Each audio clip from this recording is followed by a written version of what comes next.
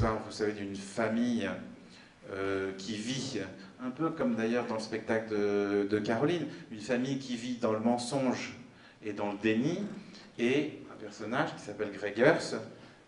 décide d'ouvrir les yeux à l'autre personnage masculin qui s'appelle Hjalmar,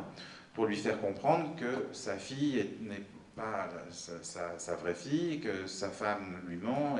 et donc il espère refonder une vie plus solide en dessillant les yeux de son ami. Une pièce sur le déni, le mensonge, comment vivre, est-ce qu'on peut mieux vivre avec les yeux ouverts qu'avec les yeux fermés, des problématiques qu'on retrouve dans beaucoup de pièces d'Ibsen, et qui sont évidemment des problématiques principales, mais il y a aussi un fil auquel je n'avais pas fait attention pendant très longtemps, qui est le fait que, au départ de la pièce, dans la préhistoire de la pièce, il y a une forêt abattue, puisque le vieil Egdal, en fait, qui dans la pièce est devenu, enfin il a pété les plombs, il a fait de la prison, du bagne, pour avoir vendu des terrains et des forêts. On est dans l'industrie du bois scandinave. Et donc, au départ de la pièce, ce qui fonde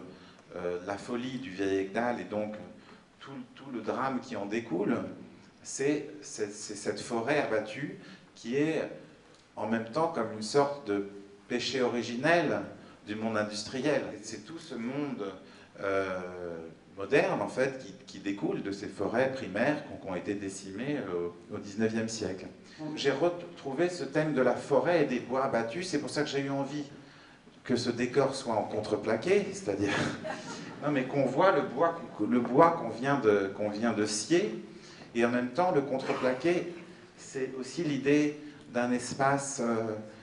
complètement précaire. Et je pense que ce qui est très très beau dans la pièce d'Ibsen,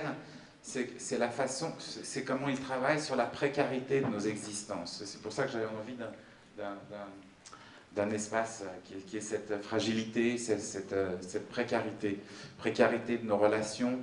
précarité de nos convictions, précarité de nos constructions.